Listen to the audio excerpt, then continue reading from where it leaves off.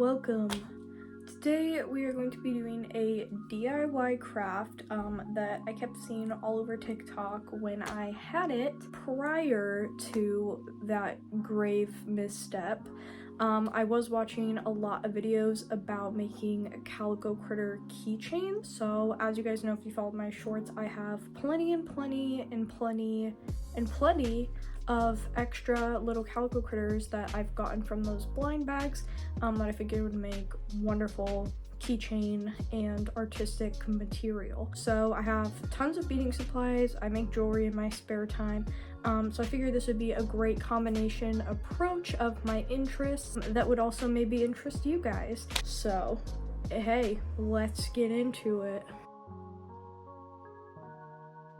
Okay, so step one of this is going to be lobotomizing your Calico Critter. And I know technically you history nerds are gonna come for me for this, but I know lobotomy usually goes through the eyes, but I didn't really have a better word to describe this. So that's just gonna be us applying the hooks into these Calico Critter's head. As you can see with these couple caras, I already did so just to test out my strategy here. Go ahead and show you how to do that with this cara here. So for this, you will need some pliers. Personally, I like having 2 pairs of pliers on hand whenever I make jewelry, and then you will need one of these. This is a screw starter from Walmart. It's in the craft section. Realistically, the plastic under their flocking is pretty soft, so you could use a safety pin or a thumbtack if you didn't have one of these on hand. And then, as I mentioned in the slideshow, you will need a screw eye. You can find these little tiny ones at like Joann's or any fabric store, as well as a jump ring, because I figured this would be a good opportunity to show anyone who's never worked with them before a good tip and trick of how to do that. First things first, you're gonna need to mark out where I'm gonna poke because it helps me be a little more confident with it. I always get so scared that I'm gonna ruin them, but it always ends up okay.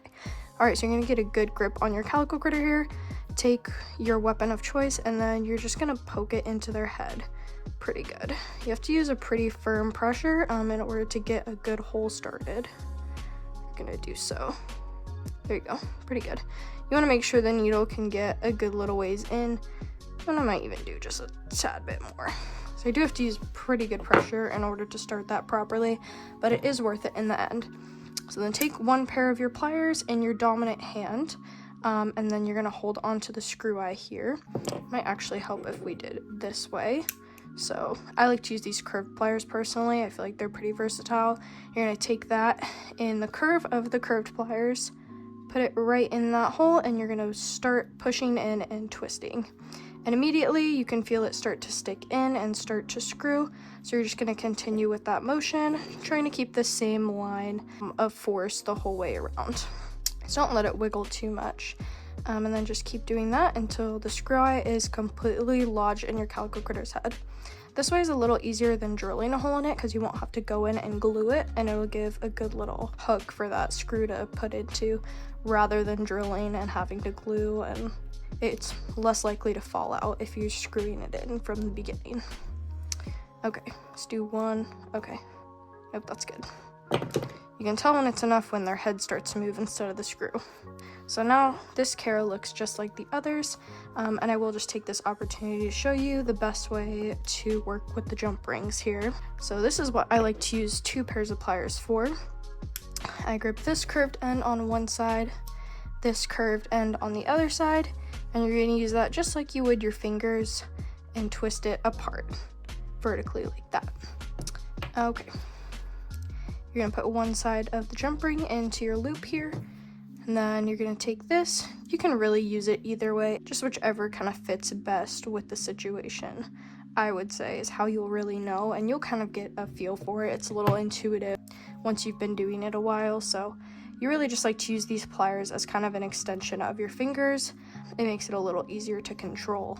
There you go. You'll just want to make sure you close it completely at the end there and that you don't have a super prominent gap, or else your jewelry could come apart. So you can see the top there, it's nice and closed and doesn't really have too big of a gap. So, oops, that should be perfect. With this, I did also decide that I wanted to make her little headpiece a charm as well, separate. If I glued it on her head, it would have kind of got in the way of this little thing, and I feel like it just looks bulky anyway. So I figured I would just use the same process and just show you one more time kind of how to do that. So for this, you can just kind of pick wherever. I think it would be cute kind of on its side. So I'm just gonna pick right here actually, kind of in the crease. And that plastic is incredibly fragile, so you can get a way better poke in that than you could actually in the Calico Critter, which is very convenient.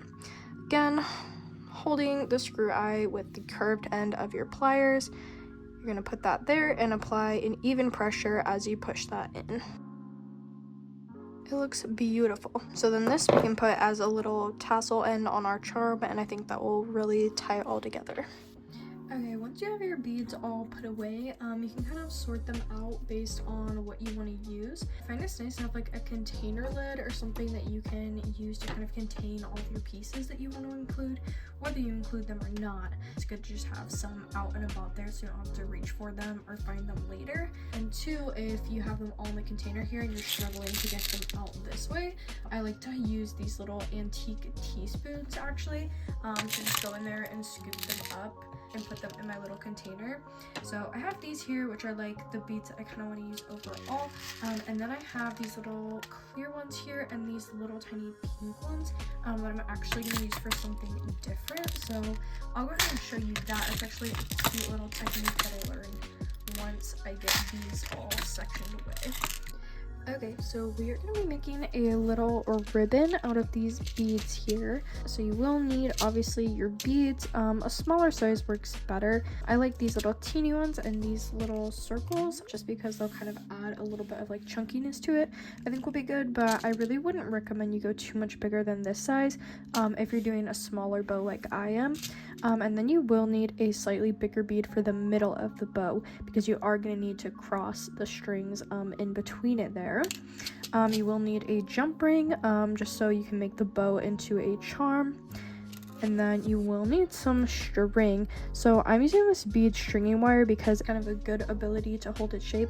So that'll be a little nicer than a plastic beading string, which is going to be really floppy. You will need some scissors. Find the end of your string and you're going to probably cut, I would give it a good foot just so you have some wiggle room there.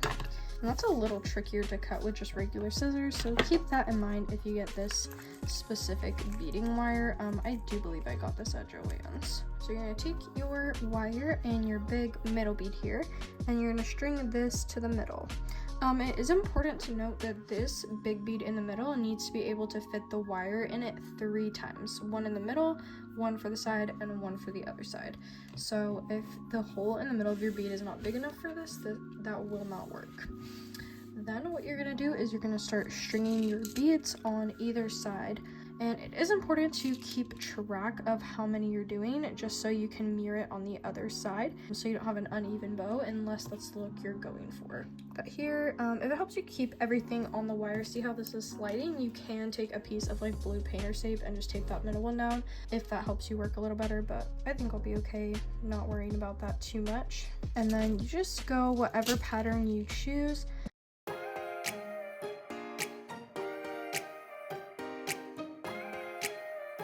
So once you get to the point on your first loop part of your ribbon, and you can kind of turn it around like this to see kind of how big you want it, just make sure that you count how many beads you have. So I have 9 of the big beads, and then if you just remember your pattern, me personally, I have these tiny little small ones in the front and the back, so you'll just want to mirror that on the other side too, so these don't fall off. We can also bend these in and through the loop, so I'll just show you kind of how to do that. And as you can see too, the plan kind of changed mid while I was making it, and so if that happens to you and you're doing something and you're like, I'm kind of not feeling it, definitely start over and try again. That is part of the creative process, and you'll definitely be much happier if you just put in the work and start over. Okay, so as you can see, I have my big bead in my hand here. Put it where you can see it kind of there, and then you're going to take the end of this side, whichever side you started on, and then you're going to loop it through the hole of the big bead. So I want that to come out the other side, and you're going to pull it tight. And see how that's starting to make a loop on one side there, and then this part will be the side coming down from the bow, and then you're going to do that same thing on the other side there, and it'll be a lot tighter once you have beads on this side and fasten it, but it'll just kind of keep it from falling out while you're working on the other side. Okay, I went ahead and did the other side of the top just off camera, so I literally followed the exact same steps as I did on the first side, and I just got done looping it through. So for the bottom, you should have two little tassels hanging down that look like this, and it should be starting to look like a bow. So you can follow the same exact pattern on the bottom, switch it up, whatever you want to do, be creative with it, and then you can make them go as long as they want to go. Once you get that done, I'll show you how to seal it.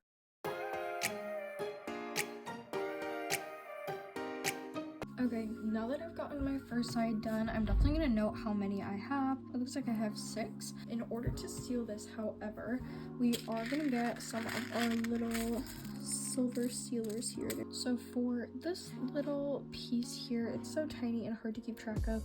You're gonna thread it on to your string just like you would a normal bead, and get it pretty nice and tight up here, because you are gonna want to keep these strings pretty taut to keep the bow in shape. Then while you're holding that, you're going to take your curved nose pliers, or I guess whatever pliers you want to use. I like these. And then you're going to grab that and you're going to squeeze it. These are meant to compact and hold the beads onto that string here. So you're going to squeeze with all your little might, and see how that flattened out compared to how it was a bead shape before. That is not going to move. You can give it a little better of a push with the end of the tweezers too, but just making sure that string is taut either way. And that's how you're gonna seal it. Then just repeat the steps on the other side and you will have yourself a bow. Once you complete both sides, go ahead and trim the ends, and then you have completed your bow.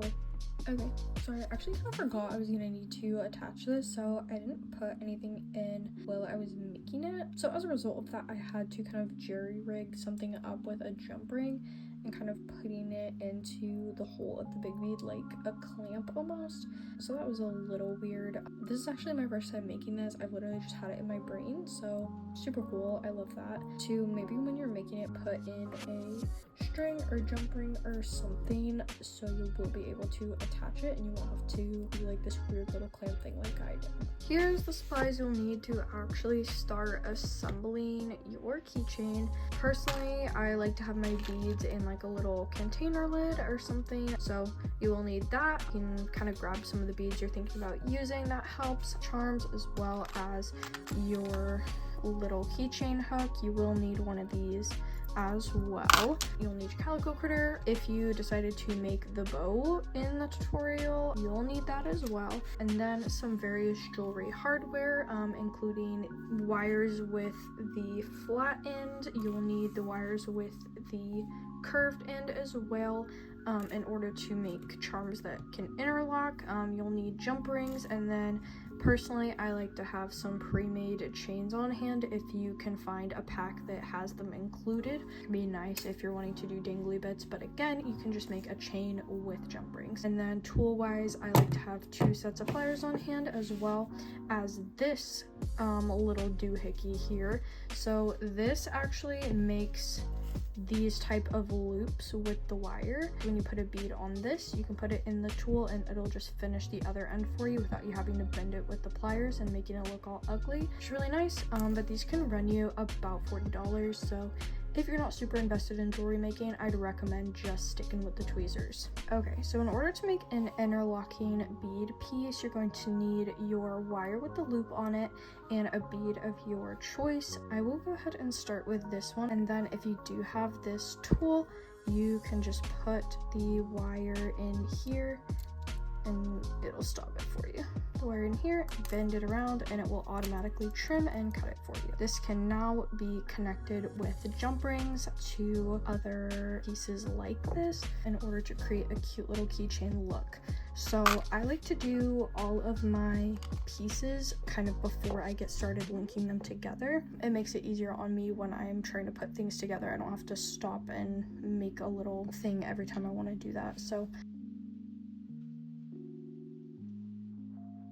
And then sometimes I do like to add little dangly pieces that don't necessarily connect on both sides. So for that, I would use these wires just with the closed loop on one side. And so in order to demonstrate that, I like to use the flowers for hanging usually, because I think they just look really cute like that. So you can just put the wire through the bead hole, and then I might actually put an extra bead on top because I think that looks extra cute. And then you would just clip it with this or bend it with normal pliers, and then it creates essentially a charm just like you did with your Calico Critter, where you can't connect on the bottom but can connect on the top, and that can add some movement to your piece as well as something that's gonna like flail around and just be really cute. But you don't have to do that with a flower, you can do that with literally any beads that you like. Okay, so I went ahead and got all my charms done. It looks like a lot. I don't usually start out with like a super solidified plan until I'm kind of making them,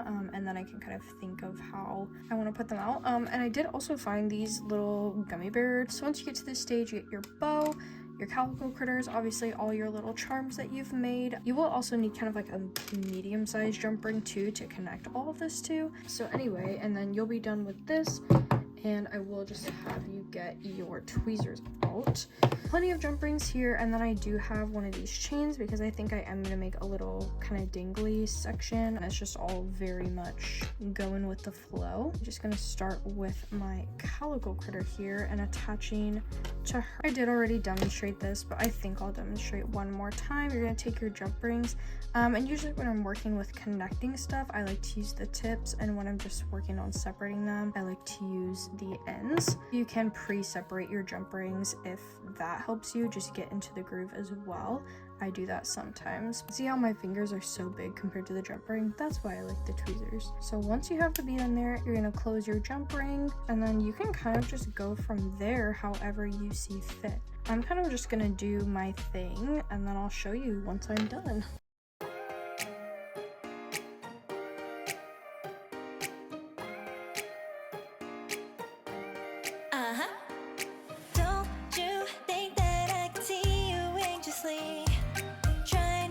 Catch a glimpse of me. Don't you? Okay, so here is the finished product after a little finagling. I think it looks pretty cute personally. This is like the style that I like, a little bit like eclectic and pretty and like grandma. I think it helps if you have some little pieces with a little bit of a different size to give it some movement and volume, as well as using the different colors. I feel like worked perfectly and matching everything together. The bow actually turned out really good going on here, and I think it looks cute on the top, just kind of like a little chandelier. Of course, you guys can give me your opinions in the comments, like if you have constructive criticism, but I hope this was helpful in, you know, your endeavors to make something like this. I hope that you learned something, and I hope that you just enjoyed watching. Thanks again, and let me know if you have any other DIYs I should try in relation to Calico Critters. Hey, thanks for watching. If you liked the video, feel free to smash that like button down below. That would really help me out. If you're like me and you love everything Calico Critters, feel free to subscribe and turn on that notification bell just so you're made aware whenever I post anything new, and just to keep you informed on some upcoming things, more unboxings, reviews, and also some DIYs that I have planned. Super excited, and thanks again for watching.